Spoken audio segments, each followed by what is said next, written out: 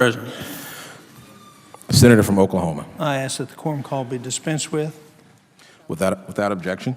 And I understand that there are objections to any amendments being offered, but I'm going to offer them anyway and let people object.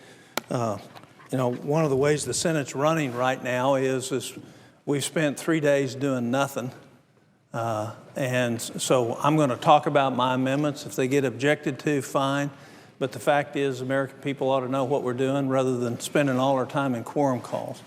So I'm going to be calling up several amendments, and if they're objected to, I'm going to spend the time talking about those amendments. I have no intention of losing the floor until I finish calling up all my amendments and talking about each of them. I just gave a talk on, but there's a lot of other ways to solve it. And most of these amendments have bipartisan sponsors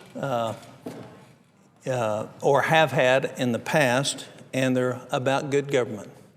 And I understand there's going to be objections, and that's fine. You can defend the objection that there's not going to be any amendments on the bill, but I'm going to offer them anyway. The first amendment I'd like to call up is amendment number 753. Ask for its consideration. Is there any objection to setting aside the pending amendment? Objection is heard. Then I will discuss Amendment 753. I appreciate the Senator from Illinois objecting to that amendment. This is an amendment. We have over $4 billion owed to the federal government by federal employees in past due taxes. This is not, I'm not talking about taxes that have been adjudicated or settled or that have been worked out. I'm talking about taxes that are owed today that haven't been paid. The federal government has the ability to garnish those wages. They won't. The way you get rid of $1 trillion deficits, $1 billion at a time. On active federal employees right now, there's $1.1 billion in tax arrears. There's $2.2 billion from retired that's undisputed. I'm not talking about disputed. That's undisputed but hadn't been paid. So what this amendment does, it doesn't do anything. If there's agreement worked out and they're working it out, it's fine. But when we're laying off people, I can't bring this amendment up. I understand the dynamics that are ongoing. There's nothing, I have no personal animosity towards Senator Baucus or Senator Durbin for objecting to the amendment. I know what's happening here. But the fact is that we can't bring up an amendment that saves us $3 billion. Fairness Act is going to pass this body. Everybody knows that. So what we can't do is the regular work of people and vote on an amendment that would actually save us $3 billion. I'd be happy to yield my colleague from Illinois. From Oklahoma is my friend, and we've worked together on many things. And I just want to state for the record, because he knows it, and I want to put it on the record, that in fact, no taxes, no new taxes. If we add a provision, which you have suggested, and there you have 6 or 8 amendments, each of which would deal with the Internal Revenue Code, many of them, I think, very procedural objection does not reflect my feelings about the substance nor about the sponsor. I understand that, but I think this amendment has no technical problem because it does not raise new revenues. It is simply a direction for performance of the federal government, which is the marketplace fairness. We're directing what will happen to the states and the federal government's involvement in that. So I don't think there may very well be a blue slip problems with some of the others. I don't think there is with this one. The point being is here we sit. I just gave a speech. It's $182 out of $81,000 budget that we say we can't cut. That's the equivalent family situation that I just lined up here. And here's a way to get $3.2 billion back into the federal coffers that's owed and due, and we're not going to allow it. And so, you know, you could allow the amendment and table the amendment. The fact is we don't want to do that either. And talking to my House colleagues, you know, it's going to be a while, if ever, if this bill actually sees the light of day. So we ought to be voting on the things that will actually make a difference.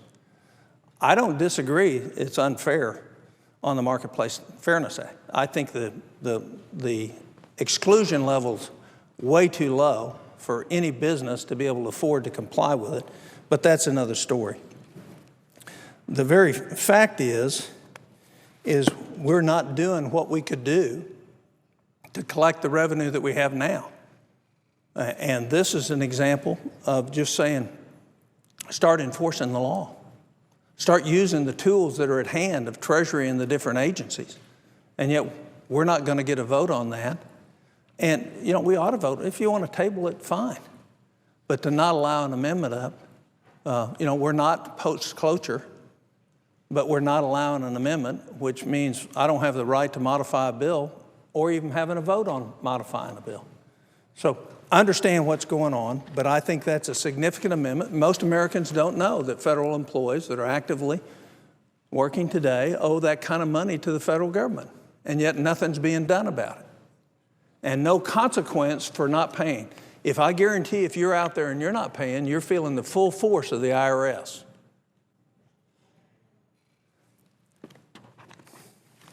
I'd ask unanimous consent to bring up amendment number 751, set aside the pending amendment. Is there objection? Mr. President, reserving the right to object, I'd appreciate it. I'm going to object, but I'd like for the gentleman from Oklahoma to please explain the amendment. Could I actually have it read and then you object after having it read? In whatever way you wish to explain it, I will object at this point. I'm sorry, I understand that can't be done. All right. Well, let me explain the amendment, and you can object ahead of time or later. It doesn't matter when. I understand. Object.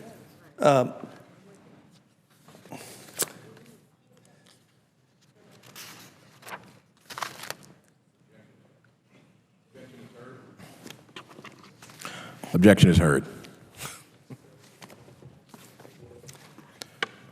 This is an amendment to require a report from the Treasury Department on the abuse of tax-exempt status by charitable organizations. What we've seen in studies by the GAO and the IG is many professional athletes set up charitable organizations and then use them inappropriately to pay expenses of their life. And all we're asking is, let's take a good look at this from the IRS. Let's not allow this aspect of a very well-intended tax law to be utilized to skirt expenses and taxes. On March 31st, 2013, the ESP investigative unit Outside the Lines released the findings of an in-depth look into 115 different charitable organizations founded by prominent athletes. They gave extensive details of that investigation, and what they outlined was 74% of these nonprofits fell short of one or more of the acceptable guidelines for nonprofit operating standards, which means they're operating outside of the law or don't meet the requirements for a charitable organization. And yet nothing's been done about it. So here again, asking for oversight, asking for us to do the right thing, asking us to get the money that's actually due to the federal government. We're not going to get a vote on it. We're not going to have the ability to vote on it. We're not going to direct the IRS to actually do that and actually recapture some of the money that is actually due to the federal government. So all it is a study saying, tell us how bad this problem is and what you're going to do about it. How are you going to fix it? But no, we're not going to do that. We're going to continue to allow the process to go on so that some of the most wealthy people in our country continue to pay less taxes than what they owe because Congress is dysfunctional.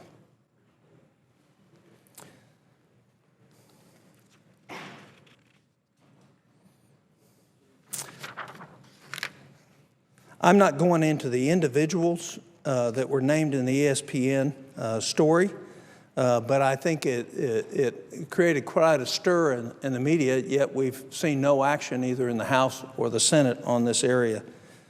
So all we're asking with this amendment is the number of charitable organizations, the number that existed 10 years ago, the number that had their tax-exempt status revoked each year since 2007, the number and nature of allegation of problems made to the Internal Revenue Service with respect to charitable organizations that were founded in this area of expertise for charitable organizations, and what has the IRS done about it over the last 6 years, a description of the challenges that the Internal Revenue Service faces in trying to enforce and oversee such organizations, the number of criminal investigations of charitable organizations conducted by the IRS since 2010. In other words, what are you doing about the problem? And then finally, an explanation of any problems the Internal Revenue Service has had with the United States attorneys in prosecuting criminal violations of tax-exempt and charitable organizations. If Senator would yield for a question. I'd be happy to. Through the chair, I'd like to say to the Senator, I would vote for that in a second, and I'm not ruling out the possibility of agreeing to allow you to offer that as an amendment to this bill. Please give us a chance to look and see if it Be happy raises to bring it back up. the blue slip issue we mentioned earlier, which is a procedural issue, which would mean if the bill had a revenue measure in it initiated in the Senate, it would be subject to a procedural blockage or objection in the House, which we are trying to avoid. This is a measure Senator Enzi has worked on for 12 years. I've worked on for several years. We'd just like to get this measure up for a vote and for approval in the House. But if the senator from Oklahoma is offering a measure that will not jeopardize that, I'm at least going to entertain that idea, and I'll talk to my staff about it. I promise them I'll do it in good faith. I appreciate my colleagues' comments and question. The next amendment I'd like to call up is Amendment 767, which requires all legislation to be reviewed before it's considered by the Senate to determine whether or not its duplicative or overlapping programs are created. I'd ask that that amendment be called up and the pending amendment be set aside. Is there objection? I object. All right. Objections heard. Here's one that doesn't hit anything as far as blue slip. All right? What we now have is 3 years' worth of reports by the General Accountability Office showing at least $250 billion in questionable programs that are markedly duplicative of one another in multiple areas, and I can go through, I have them now memorized, and all the new ones too. It's layer after layer, agency after agency, program after program. And this is a bipartisan amendment. All this amendment says is before we create another program in the U.S. Senate, that we have a report from the Congressional Research Service, does this duplicate a program that's already out there? You know, if you continue doing what we're doing, we're going to continue to get GAO reports that we're creating new programs that duplicate what we're already doing. So it's not the fact that maybe our intent is good. It's the fact is we don't know what's out there right now, except GAO does now. And how will we ever know it unless we put a requirement on ourselves to quit creating new duplicative programs? And what the common sense man would say is if you have programs that are doing things and they're not working, don't create another one. Fix the ones you got. And yet we refuse to do that. Committee after committee refuses to do the oversight. There's a bill setting right now, awaiting our determination coming from the House that reformed 36 job training programs that the GAO said were failing and were duplicative and didn't have metrics, converted those to 6. That's 36 out of the 47 because the committee that did this, the Skills Act, only had jurisdiction over this. They created 6 programs. They put metrics on it. We spend $19.8 billion on these 47 programs. We're going to achieve wonderful savings, but the most important thing we're going to do with the Skills Act, we're actually going to give somebody a skill now with the money that we spend instead of wasting 80% of the money in the job training programs that we have. And that's what the oversight says. That's what, when you look at it, that's what it says. And so for us to not continue adding to the problem, this is an amendment, doesn't have a blue slip problem. So what's wrong with considering this amendment? I'd ask my colleagues, what's wrong with considering this amendment? This is, again, common sense. It works. It will actually cause us to not do stupid things in the future. It will actually help us to be better stewards of the public's money, and yet we're going to object to bringing it up. The senator would yield. I'd be happy to yield to my colleague. Just to restate, we're going to go through, I think you have 6 or 8 amendments, and we're going through those in a good faith effort to find those that would complement what we're doing and not create a problem substantively. My objection at this moment shouldn't mean that it'd be taken as an objection beyond this moment. So we'd like to work with you in good faith to do this. I appreciate my colleague. I'll make my mark on what I'm going to reoffer in the future.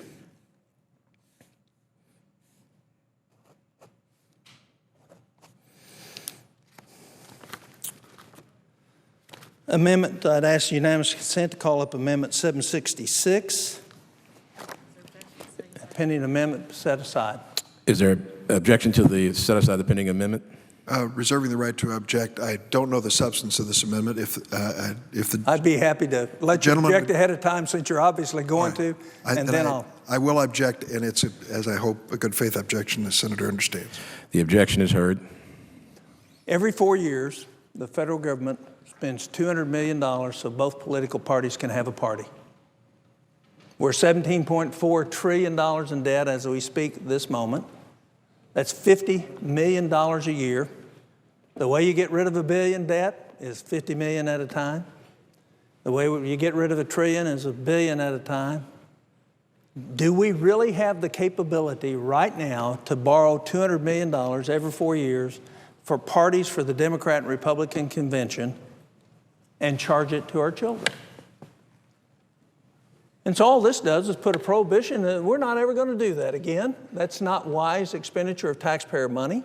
It's probably not constitutional. It's never been challenged. It certainly doesn't fall within the enumerated powers of the Constitution, Article 1, Section 8. So it's another way of saving some money. So, I just repeat my point. We have the FAA out there intentionally causing pain and harm to the American public today, and we have the Senate intentionally not doing things that will solve those problems. Intentionally not doing things that will solve those problems. We're not trying to find the waste. We're not offering bills to eliminate the waste. We're not offering bills to eliminate duplication. We're not trying to refine things to make them better. We're not trying to save Medicare. We're not trying to save Social Security, the very things that are very important in terms of what's getting ready to happen to us. We can't point to the administration and say they're cynical without pointing to ourselves as well. So here's $200 million every 4 years that we spend. Why don't we quit spending it? If the political parties, I've never been to a political convention in my life, but if they want to have a party, they ought to pay for it. And we shouldn't charge it to Dick Durbin's grandkids, MikeEnzie's grandkids, or Tom Coburn's grandkids, or anybody else's grandkids, which is what we're doing. So we're not going to get a vote probably on this amendment either, which shows you again that our focus is not on the most important things for our country. Our focus is on us. And we have not set about to solve the big problems for our country. This is a no-brainer. There's not many people other than those people in the political hierarchy of each party that would be against this. And yet, not going to get a vote. What does that say to the American people? Sure, it's only $200 million. $200 million.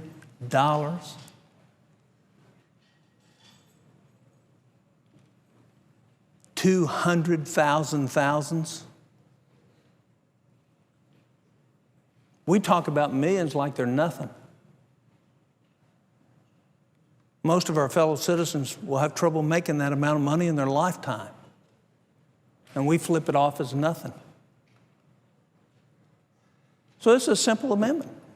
It's been objected to. I understand. I have no animosity towards my colleague. I understand what's going on. But do we really want to solve problems for the American people, or do we just want to play this game some more?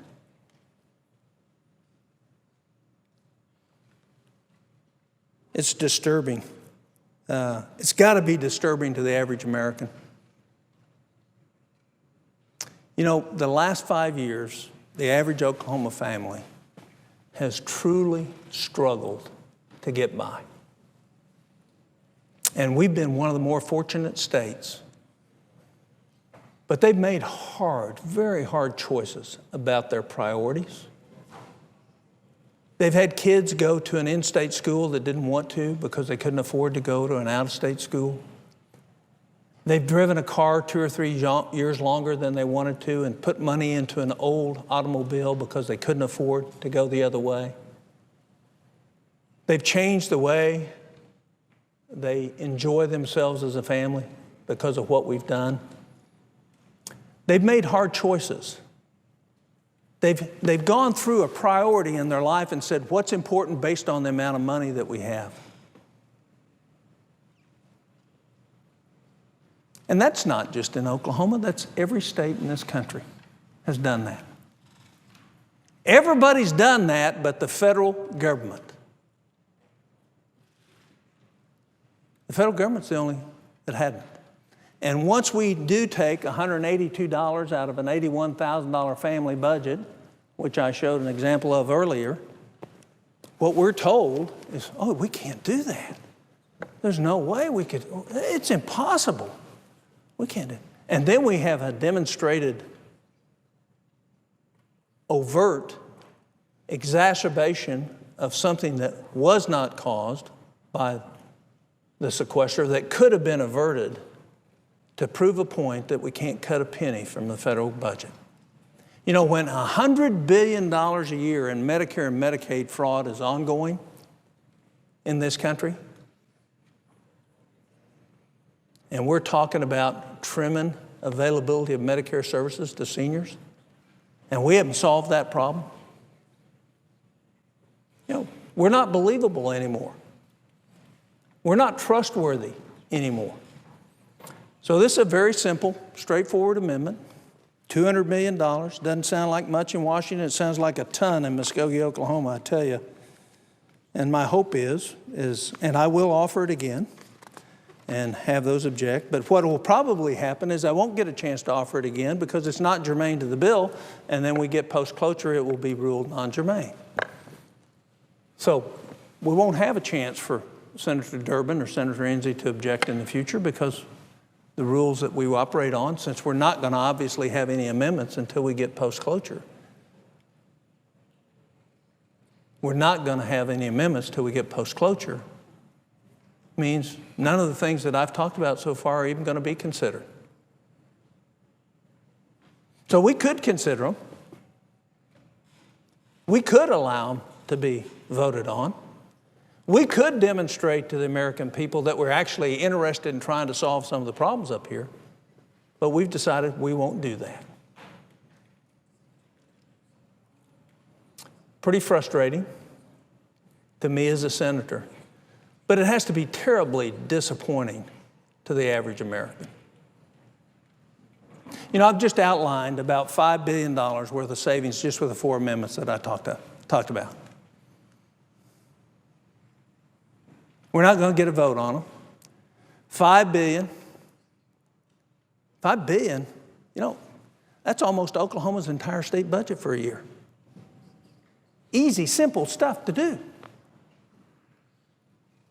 But I mark my word, we'll never vote on one of these associated with this bill.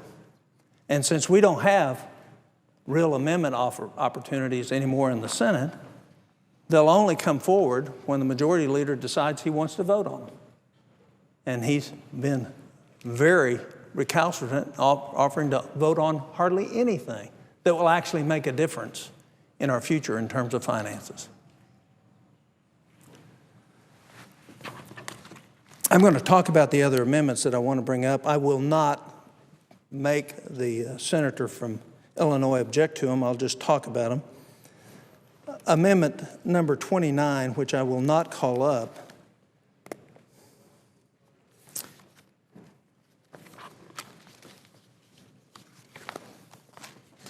is an amendment on something that I think is terribly unfair.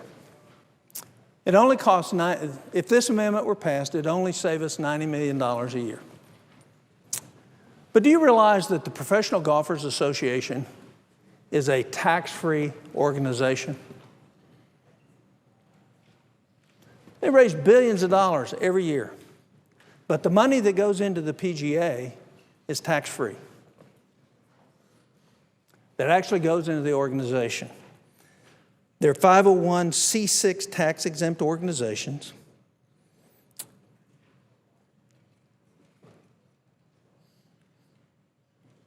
And they not only include the PGA Tour, it includes the National Football League, it includes the National Hockey League, and includes the LPGA.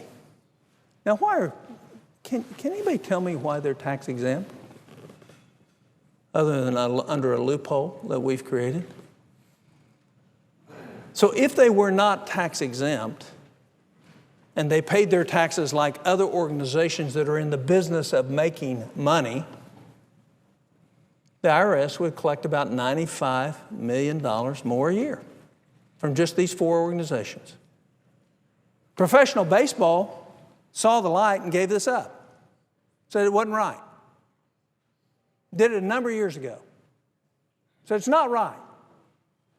And yet we continue to allow the well-heeled in our country to take advantage of the tax code as we raise taxes on everybody else. I think this is something that ought to be fixed. A lot of my colleagues on my side don't like this. But I think it's inherently unfair that the very profitable sports organizations in our country don't pay taxes on the income that their parent organizations make. And I'm not saying they don't do some positive things. But how about, the president said about paying your fair share, fair. Here's one that's not fair. Let's make it fair. Let's collect that 90. It's not going to make any difference in what they do.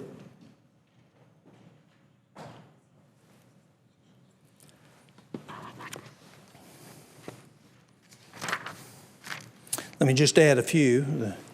The professional tennis, ATP, WTP, the U.S. Tennis Association, the Professional Rodeos and Cowboys Association, the National Hot Rod Association, as well as the ones I'd mentioned earlier, also get this benefit.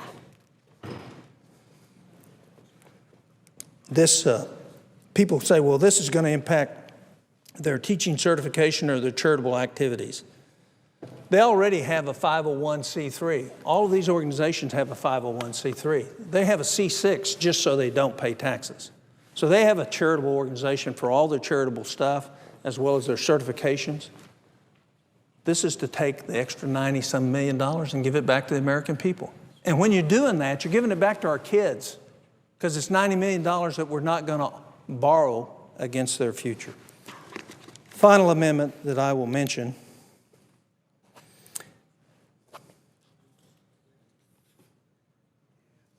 is a limitation, and this one does have a blue slip, I will admit to Senator Durbin, is on subsidies for millionaires for gambling losses. If you report $1 million adjusted gross income a year in this country, you have an unlimited amount of gambling losses that you can offset against that. I'm not a big fan of gambling. If it was a great business, we'd all be gambling and be better off. We're not. Most of us are losers when we try to gamble. But the fact is the high rollers in this country get to deduct their gambling losses. And it's a large amount of money. We also don't have any cutoff in terms of taking advantage of a lot of other expenses, which is for a speech another day. But here's one that's not necessarily great for society, and yet we incentivize because we give an unlimited availability for its deduction for the very wealthy. It ought to be something that we change. Senator, yield for question. I'd be happy to. I'm not much of a gambler myself. I make a voluntary tax payment every once in a while and buy a lottery ticket, realizing I'll never win. But refresh my memory, and you probably know this. Do I recall, though, that the only deduction for gambling losses is against gains in gambling, not against ordinary income? It's against games gambling. You're right. Thank you. But nevertheless, we give an advantage to those at an adjusted gross income of $1 million or more a year. And so what we've done is we've advantaged the well-heeled and the well-connected into an advantage that the average American citizen can't do it. And I can't recall, I have read this morning the exact amount of revenue, but the point is it's a principle. So will we, over the next few months, regardless of this bill, its outcome or not, you know, we just passed 700. Will we start doing on the other side? We've cut $85 billion over the next 12 months, supposedly, and we'll see if that actually happens or not. As we've grown a government 89% over the last 10 years, while the American family income has declined 5% over the same time.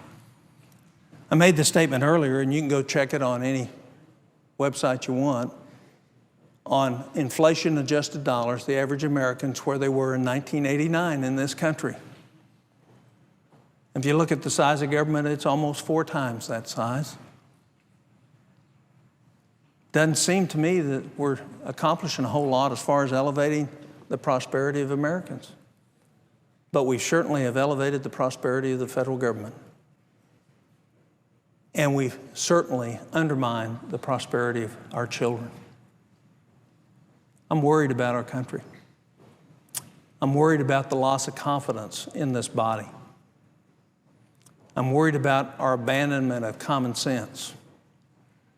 I'm worried about the fact that we ignore the enumerated power, and then we wonder why we get GAO reports that talk about all the duplication and things that aren't effective.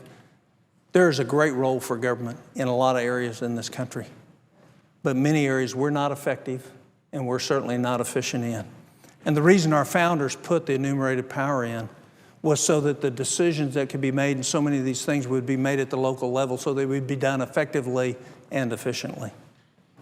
And so when you have the GAO combining with this year's report of $98 billion worth of duplicative waste, $250 billion over the last 3 years of duplicative waste, and we don't do anything about it, what you're saying is it's not important. The future isn't important. Having the confidence of the American people isn't important. Our kids' future isn't important. And don't worry, we'll be able to pay all the debt back. I'll close with this.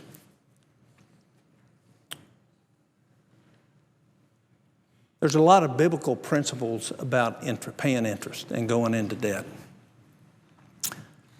Last year, we paid about $223 billion in interest costs. If you took our historical pattern over the last 30 years of what our interest, we're actually paying the same interest we were 25 years ago on one-fourth the debt. If you took our historical interest rate, which is about 5.88%, and applied it to where we are today, what you would see is our interest costs would be $880 billion a year. That's going to happen to us pretty soon. Nobody knows for sure, but interest rates aren't going to stay at 0 for the federal government. We're not going to continue to have the Federal Reserve continuing to print money. And if we do, then the value of our dollar is going to decline and we're all going to get taxed through the decrease in value of whatever we have or hold. But the point I would make is an interest payment doesn't help the poorest person in this country, doesn't help the single mom, doesn't help the kid in Head Start, doesn't help our schools, doesn't help our military, doesn't help our foreign service. It doesn't help anybody except the person that has our debt. Don't we have an obligation to not let that happen? Don't we have an obligation to start addressing the very real problems in front of us? Not $1 we pay in interest helps anybody in America in a long-term net way. You know, last year the Chinese dumped $250 billion of our debt. We ought to ask ourselves why. Because, you know, their perception is, as their currency appreciates, is that our currency eventually is going to depreciate. And as my friends in Oklahoma say, one of the reasons we're doing so well right now is we're the best looking horse in the glue factory.